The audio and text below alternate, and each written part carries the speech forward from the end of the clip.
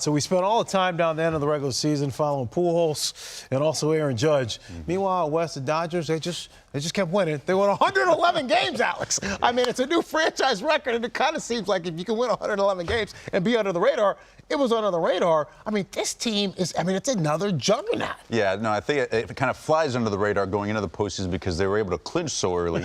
So we were kind of focused on all the other races as opposed to what was going on in the NL West. But the Dodgers, they're the best team in baseball. 111 wins. They're the favorites going into the postseason. They have a lineup that is as deep as any. You know, when you look at those top three, as far as Mookie Betts, Trey Turner, and Freeman there, I mean, those three of the best players in baseball. I mean, top three in baseball? I mean, top 1, 2, 3 in baseball?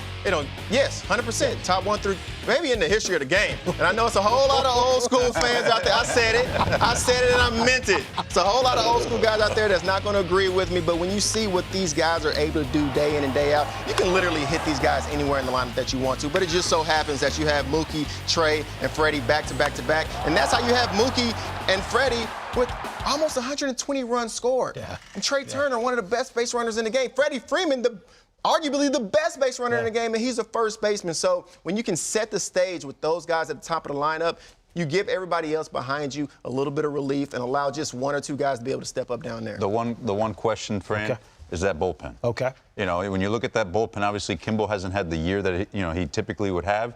So Dave, he's got some maneuvering to do in the bullpen there. What guys are going to get those important innings?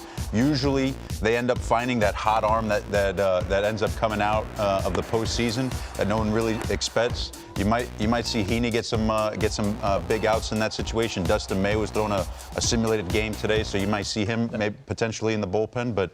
Usually they find that hot arm at some point, and that's what they're going to have to do. May and Trinan potentially could be back. And also, Tony Gonsolin, who was banged up for a little bit, but he did make a start before the end of the regular season, pitched 3 innings. So we could see him potentially, Chris, either in the rotation or maybe, Dave uses him out of the bullpen. Yeah, I think we'll see him. Hopefully he's built up enough he wasn't out long enough, hopefully, to be able to bounce back and use his adrenaline, ride off of that, to get a start. You really want him to get a start. Even if you don't go 7 innings, if you can come out there and go 3, 4, 5 innings out the gate, get to the bullpen and put a couple guys together, I think it'd be huge for him. I think they want to see him start a game.